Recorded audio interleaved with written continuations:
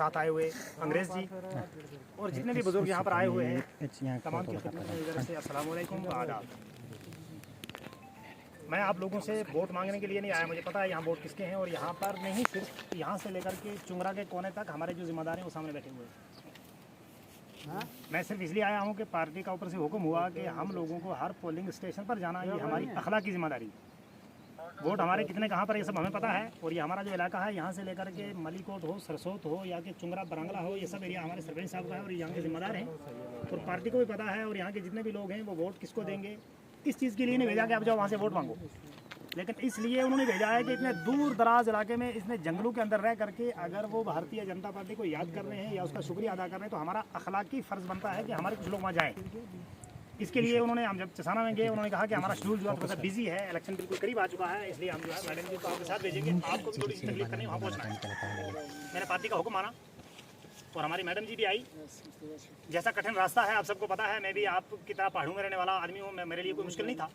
चलो मैं आपकी मोहब्बत में आप तक पहुँचा। गुजारिश ये करूंगा कि भारतीय जनता पार्टी ने कितनी स्कीमें आपको दी, कितना फ़ायदा दिया, आप लोग खुद जानते हैं। आपके अगर आप खुद मोबाइल नहीं चलाते होंगे तो आपके छोटे छोटे बच्चे मोबाइल चलाते हैं, उनको पता है। सरपंच साहब हमेशा आपके सामने रहते हैं, उन्होंने आपको समझाया, अभी भी समझाया।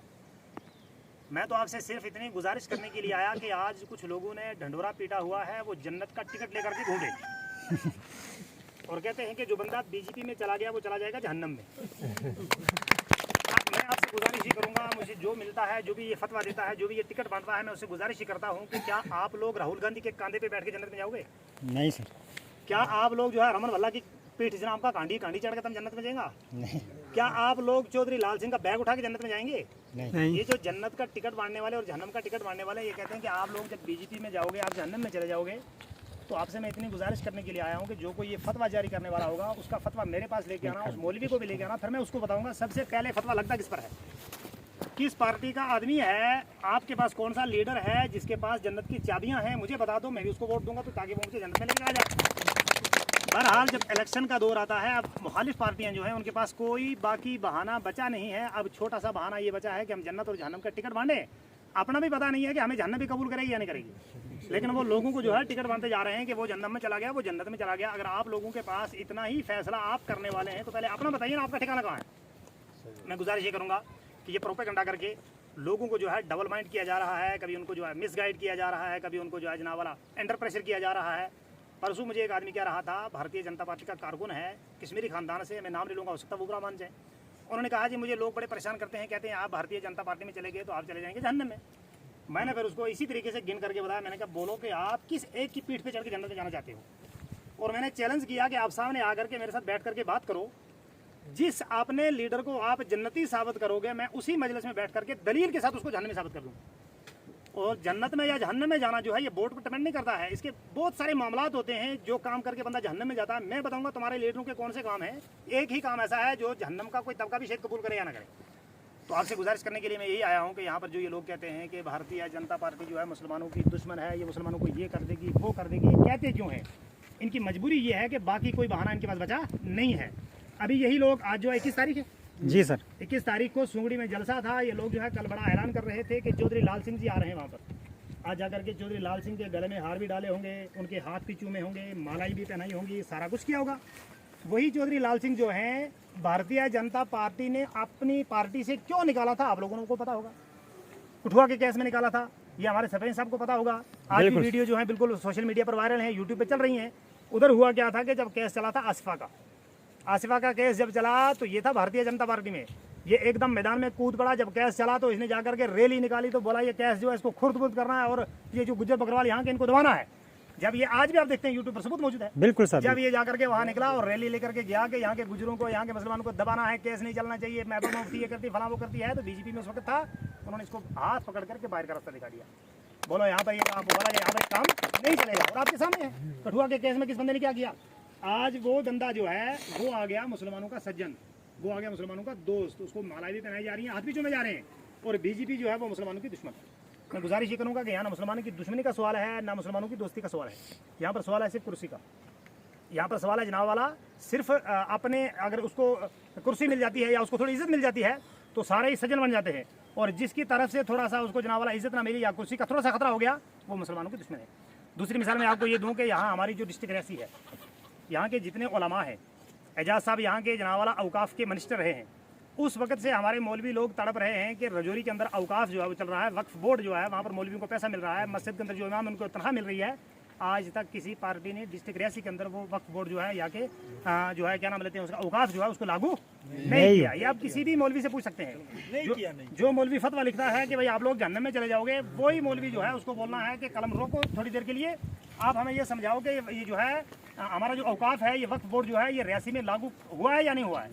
तो कल तक जनाबे वाला चंद दिनों तक जो है ये लागू नहीं हुआ और हमारे चौधरी एजाज साहब जो हैं इसके वो क्या रहे हैं, औकाफ के मिनिस्टर भी रहे हैं। लेकिन आज बीजेपी ने जो है इसके अंदर वक्फ बोर्ड को लागू किया है और हमारे ही ब्लॉक का चौधरी अखलाक जो है, सरपंच साहब को पता है, उनको पहले से जानते हैं, उनको जनाब वाला यहाँ का एडमिनिस्ट्रेटर बनाया है, डीसी के बराबर उसको जो है पावर दी।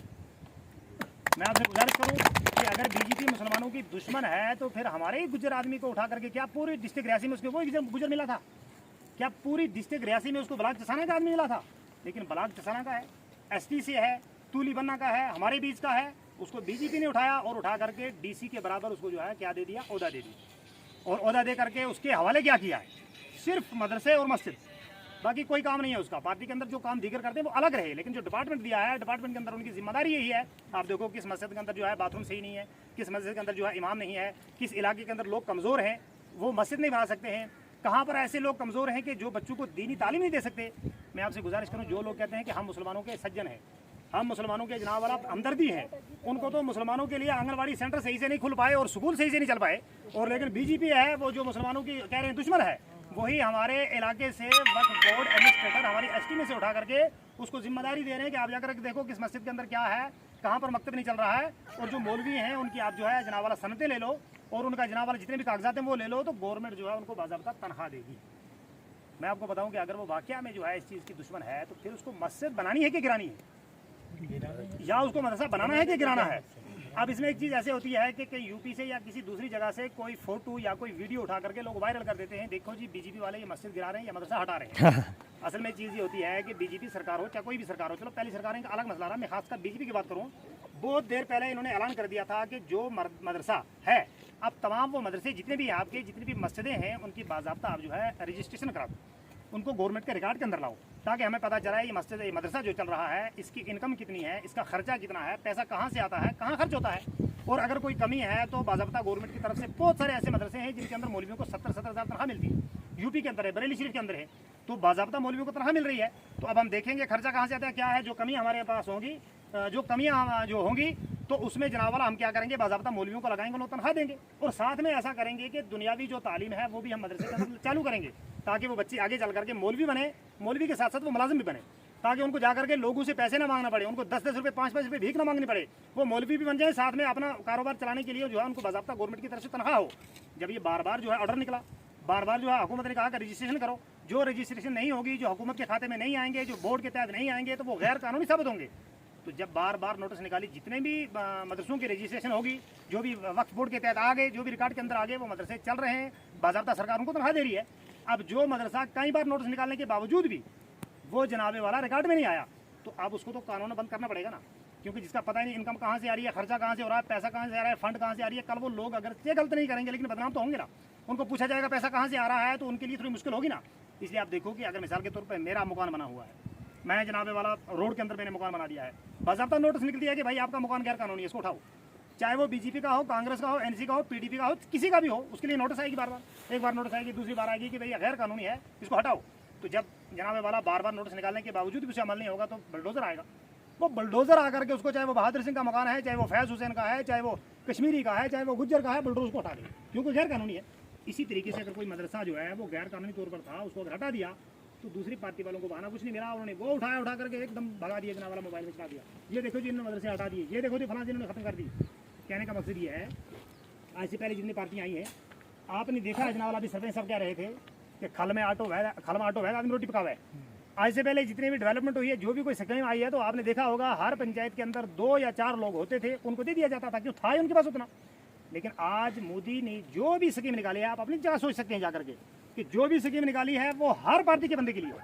मकान मिला है तो वो कांग्रेस वाले को मिला, पीडीपी वाले को मिला, एनसी वाले को मिला, वो बीजेपी वाले को मिला, बाकी गोल्डन कार्ड हो, कोई भी स्कीम हो, वो कहने की जरूरत नहीं, आप सब समझदार हैं। वो सारी चीज़ें जब भी निकाली गई मोदी ने, और उसने कोई भी जनाब वाला ये नहीं कहा कि बीजेपी वाले को नहीं मिलेगा, हाँ बीजेपी वाले मिलेगा, पीडीपी वाले को नहीं मिलेगा, एनसी वाले को नहीं मिलेगा, बल्कि तमाम जितने भी लोग हकदार हैं, चाहे वो किसी भी पार्टी का हो। मैं पहले मिसाल देता, रास्ते में किसी आदमी से बात कर रहा था कि अगर PMIY का मकान मिला है मुझे, मिसाल के तौर पर मैं हूँ PDP का बंदा, मेरा मकान अगर हड़प हो गया है, GRS ने अगर गलती की है, अगरचे वो BJP का है, मैंने जाकर के जब शिकायत की, मैंने ऐसा काम किया, शिकायत जब मैंने अगर की है तो चाहे BJP का था, उसका कान पकड़ करके बोला कि बंदा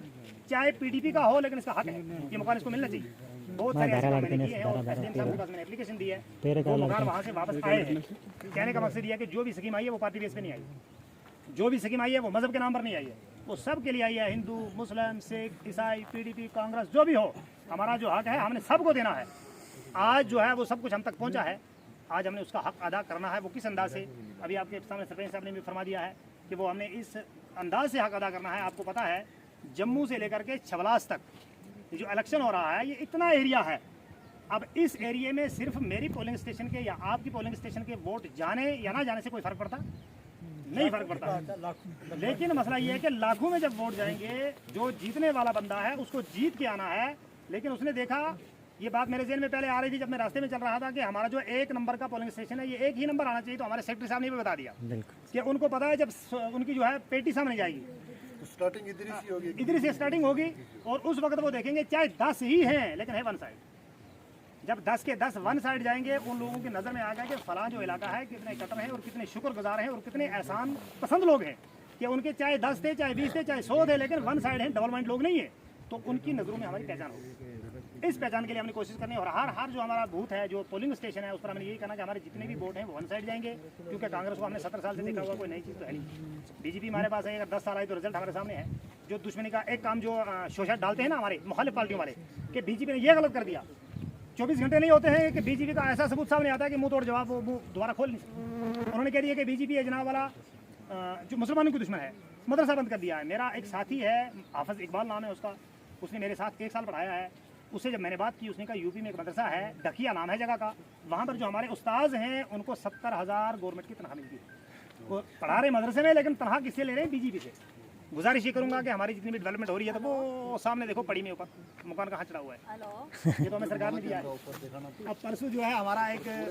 कोई मुझे फोन एक आ गया था जनाब वाला, उसको मैंने इसी अंदाज से बात की थी। मैंने कहा है कांग्रेस वाला जो जलसा करना, तो मैंने कहा जलसा तो करूँगा, लेकिन मैं जिस मकान में बैठा हूँ तो वो भारतीय जनता पार्टी का मकान है। आप वहाँ बैठेंगे नहीं, बोलेंगे ये भारतीय जनता पार्टी ने दिया है, तो बाहर जाकर के आप बैठोगे ज़मीन में तो मेरी बेइज्जती हो जाएगी। इसलिए मैं आपका जो है जलसा नहीं कर सकता। इसलिए गुजारिश करूँगा कि अगर इस लास्ट कोने में हमें जनाबे वाला क्या दिया है, मकान दिया,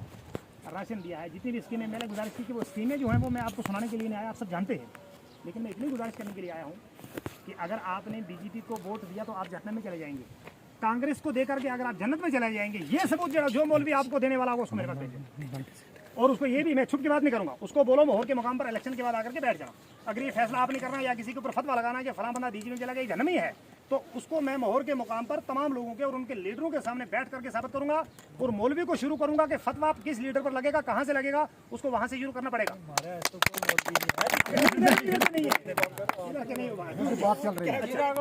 तो उसने ऐसा काम जब किया है तो मैं उसको बताऊंगा कि वहां से शुरू करो। अगर उसने उस पर फतवा लगा दिया, फिर आगे उसको बोलेंगे चलता जा। अगर वहाँ से उसने लगाया, यहाँ फतवा शुरू किया, तो फिर मुझे फतवा पढ़ना भी आता है, उस फतवा का जवाब भी आता है। मैं भी जनाब वाला छोटा बड़ा मौलवी सब चीज़ में जो जानता हूँ। मेरा गुजारिश ये है कि ये मौलवी जो लोग हमें कहते हैं आप सियासत में मत जाओ, हम अगर सियासत में जाएँ तो हमें कहते हैं सियासत करनी नहीं। और जो मस्जिद के पीछे से या मदरसे के बीच में बैठ के बोलता है कि फलां उस पार्टी में चला गया, वो जहन्नमी है, ये जन्नती है, वो भी सियासत कर रहा है कि नहीं? वो भी सियासत कर रहा है, मैं भी कर रहा हूँ, लेकिन मेरा सियासत करने का अंदाजा हो रहा है, उसका हो रहा है। तो उससे गुजारिश है उस मौलवी से कि अगर उसको सियासत नहीं करनी है तो फिर उसको बिल्कुल छोड़ दे। लेकिन अगर फतवे जारी करेगा तो उन फतवों का जवाब आपको दिया जाएगा। गलत लोगों को गाइड करना ये बात अच्छी नहीं है। आपके पास मैं इसीलिए गुजारिश करने के लिए आया हूँ। वोट सारे यहाँ पर जो है भारतीय जनता पार्टी के हैं। पोलिंग स्टेशन आपका 1 नंबर और रहेगा 1 नंबर। सरपंच साहब यहाँ हमारे इलाके के जिम्मेदार हैं। सिर्फ आप लोगों का शुक्रिया अदा करने के लिए आया, और मुझे जो हुक्म मिला था उसके लिए आया। तो आपसे गुजारिश यही है, आपने अपना वक्त निकाला, मैं आपका भी शुक्रिया अदा करूँगा, मैडम का भी शुक्रिया अदा करूँगा कि अपना इलाका देख करके जाएंगे। और उनका ये जनाबे वाला एक रूल है, जहाँ भी जाएंगी जो भी चीज़ देखेंगी तो उसको आगे पहुँचाती ज़रूर है। मुझे परसों एक आदमी कह रहा था कि आदमी कौन है, मोहम्मद हुसैन नहीं आपने, या मोहम्मद हुसैन नहीं कोशी मत्तू को मिना है, मैडम जी मिली थी तो नाले बलदेव बहादुर सिंह जी मिला था तो वे तारा फलाना एक आदमी ना कोई कम था तो हमने उसकी मदद की थी कि नहीं। मैं क्योंकि हमारा इस इलाका में जनाबे वाला लीडर सारा है, हम सारा एहतराम करा,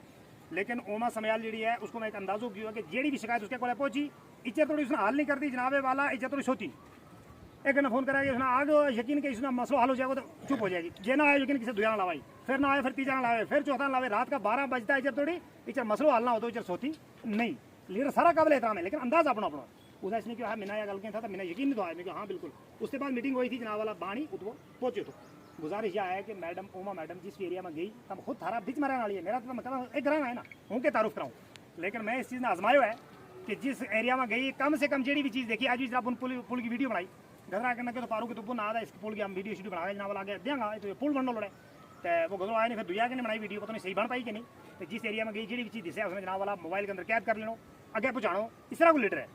हमारी उमा समयाल तो नाल सरपंच साहब तीसरा का आदमी नाल नायब सरपंच साहब तीसरा का आदमी थारा इलाका के अंदर आम चुंगरा हो गया अगर थारी इस पंचायत के ऊपर फखर करा अगर थारा करूँ जहाँ वाला थोड़ा गड़बड़ हो तो हमारे शर्मा भाई क्या गुजारिश है अल्लाह ने अच्छा नहीं दिया हमने इनकी इज्जत भी कायम रखनी है अपनी भी रखनी है हमने वक्त निकाला इनको भी शुक्र अदा करूँ थारा भी शुक्रिया अदा करूँ अस्सलाम वालेकुम आदाब